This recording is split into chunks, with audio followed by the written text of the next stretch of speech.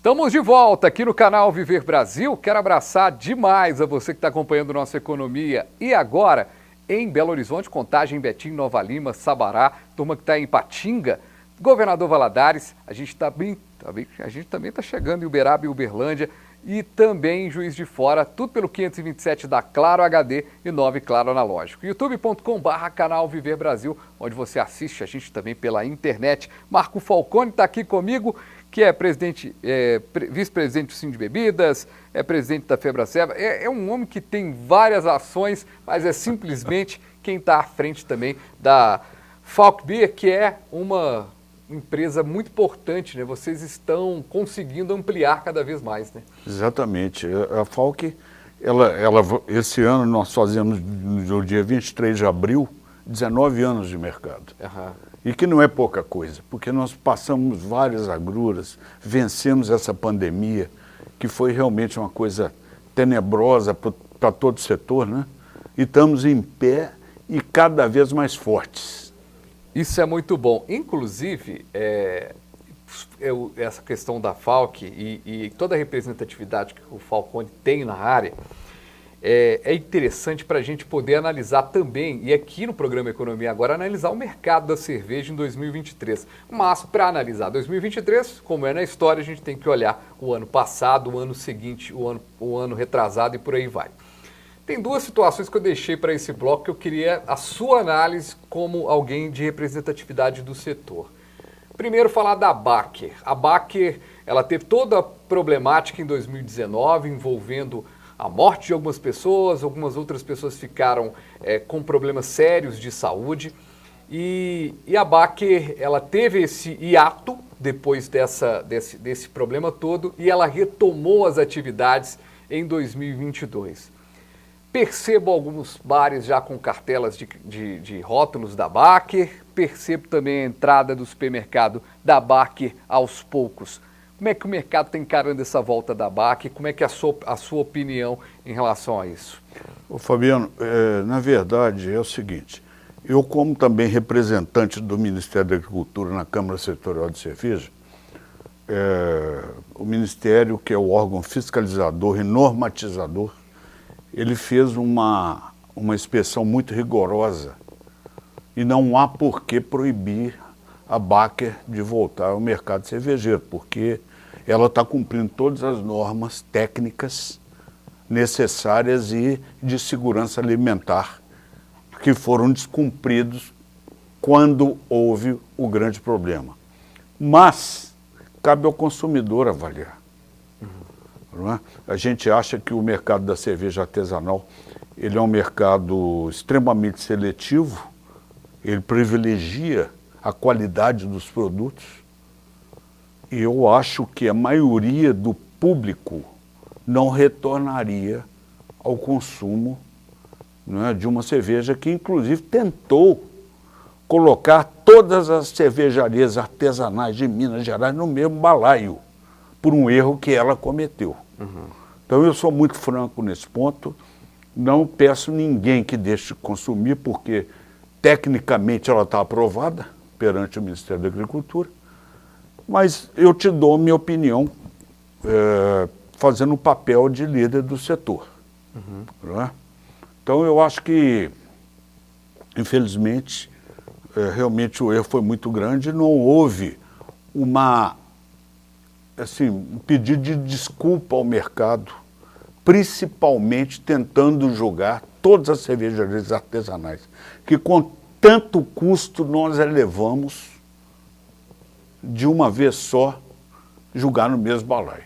Então, realmente nós somos, na verdade nós banimos do Sim de Bebidas, porque não foi justa a posição. Eu até fui procurado na época pela Ana Paula e pelo Allen, e eu pedi para eles, olha, retire amanhã o que vocês falaram na Câmara dos Vereadores, o advogado de vocês, dizendo que todas as cervejarias tinham o mesmo problema, e que não era verdade. Então, além de ter matado pessoas, faltaram com a verdade. Uhum. Então, o que eu posso dizer sobre a Baker é isso. E esse caso Baker, ele é como antes da Baker e depois da Baker para o setor meio que, eu percebi, eu quero a sua impressão, percebi que houve uma união do setor para reconstruir o setor. Exato. Um setor que não precisava de reconstrução, ele estava em pleno desenvolvimento. Pleno nascimento, desenvolvimento. Ô, Fabiano, eu te digo o seguinte, cara. 8.000 anos que a cerveja é fabricada no planeta. É a primeira vez no planeta Terra que houve uma contaminação dessa de matar pessoas. Porque a cerveja é uma bebida extremamente saudável. Não é uma bebida que realmente ela faz parte da alimentação humana desde o início lá no Oriente Médio, quando ela foi criada lá entre os rios Tigre e Eufrates, né, que era o crescente fértil na época, e ela vem caminhando 8.000 anos, ela ajudou a criar a civilização. A escrita, por exemplo, nós devemos à cerveja, uma série de outras evoluções do ser humano. E nunca aconteceu um fato desse. O primeiro no mundo foi o da Baker. Então, quer dizer, é de dignar mesmo, por ganância e por desleixo, infelizmente.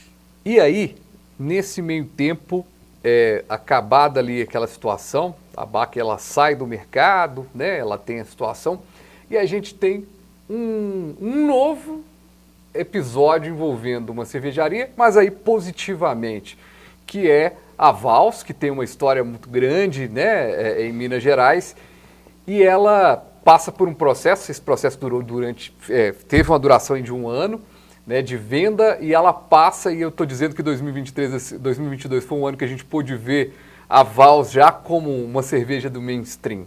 Como é que foi isso para o setor?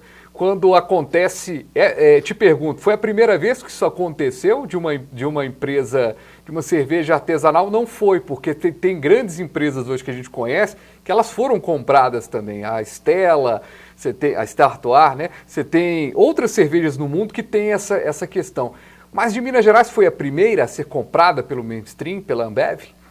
Na verdade, a Ambev tem uma atuação muito ligada à política bancária, né? Ela, na verdade, ela faz um papel hoje de banco, não de cervejaria, né? E, com todo respeito, eu tenho vários amigos que são mestres cervejeiros na Ambev e tudo mais, mas eles compraram algumas cervejarias nos Estados Unidos, né? Entre elas a Anheuser-Busch, né? que fabrica a famosa Budweiser, e compraram outras cervejarias lá, Goose Island, por exemplo, que é uma cervejaria famosa que era artesanal também, e compraram algumas cervejarias também que ficou escondido do público. Quando foi descoberto, eles perderam um mercado violento, porque o americano não admite mentira, né? E eles tentaram agir assim. No Brasil eles foram bastante transparentes, tá? Quando compraram a Colorado em Ribeirão Preto, eles anunciaram. Quer dizer, não ficou isso excluso do conhecimento público. Talvez pelo aprendizado lá dos Estados Unidos. Talvez por isso. Compraram a Stella Artois, que gerou um grande protesto nas portas da Stella Artois na Bélgica, né? E depois compraram a Vals também, e que eles foram muito gentis com o público, anunciaram tudo, não tem nada que Não tem nada debaixo dos panos. Não, não. Então foram bastante honestos nesse ponto. Mas é o tal negócio, saiu um pouco do foco do mercado que nós criamos. Eu me lembro de ter colaborado muito com a Vals, quando ainda era artesanal, não era da Ambev ainda. Então o meu grande amigo Miguel Carneiro, o Zé Felipe, o Thiago, e a Ustane, que é uma mulher maravilhosa, que é a esposa do Miguel, mãe dos meninos, fizeram um trabalho magnífico a vida inteira. Mas a realidade é a realidade. Hoje eles têm a cervejaria Estadieva, que é um espetáculo, eles mantêm o bar ali na Avenida do Contorno. Então não tem nada a contestar e eu só tenho que aplaudi-los porque sempre foram pessoas honestas, de alto nível. E foi um negócio bom para a família, que acabou criando Sim, uma eu marca. acho que Agora, a cerveja... é necessário, mas... A compra da Vals é uma entrada... mostra também um simbolismo de que a cerveja artesanal é um espaço que o mainstream se preocupa em entrar também? Acaba sendo, mas eu acho que desvirtua um pouco a intenção, a ideia, a questão da pureza do negócio, do business, né? A Falck, ela já foi procurada algumas vezes para tentar ser aniquilada por alguma cervejaria, mas como nós somos uma empresa familiar, nós sempre negamos, né? Apesar de todas as dificuldades financeiras, que realmente é pesado tocar um negócio, onde você é empurrado de todas as formas, né? Você não tem preço competitivo para... Mas é a realidade do mercado, a gente entrou nisso sabendo que isso aconteceria. Então eu admiro, continuo admirando os donos da Vals, continuo achando espetacular o trabalho que eles sempre fizeram. Felizmente eu pude colaborar com eles em algumas vezes, né, repassando algumas receitas quando o mestre cervejeiro morreu, que era o Tássio Coutinho, e tive esse privilégio de poder ajudá-los. Mas realmente, quando entrou na rotina de banco, porque cervejaria passou a ser banco, né? É uma exceção que eu faço aqui para a Heineken, por exemplo, porque a Heineken manteve o padrão de cervejaria, mas a Ambev, ela visa o lucro, né? Que eu também não condeno. Faz parte do negócio, né? Tá no business dela, isso aí é normal. Ô Falcone, eu acho que assim, a gente fez um programa aqui sensacional. A gente conseguiu falar do cenário e conseguiu trazer, a partir de 2 temas, uma análise do que a gente vai viver em 2023. Isso. E para fechar, a gente vai continuar tendo essa via sacra da Ambev ou a própria Heineken, que tem adquirido várias empresas, e aí falando aí da Brasil Kirin, que acabou sendo negociada pela... Essas vendas são demoradas, então por isso que elas demoram demais para a gente entender elas no formato. E aí você tem a Ambev fazendo aquisições e tudo mais. A gente parte para ter no Brasil 2 grupos aí disputando cervejas aí, e a gente ter mais cervejas sendo adquiridas por outras companhias bancárias ou não, como você destaca?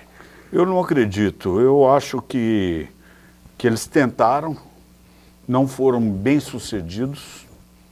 No momento que adquiriram a cerveja, o resultado não foi o que eles desejavam, né? E eu digo isso por alguns conhecidos que eu tenho nessas grandes cervejarias, né? Claro. E você tem as cervejarias que são grandes grupos também, secundários, como o Grupo Itaipava, por exemplo, que na verdade, é o Grupo Petrópolis,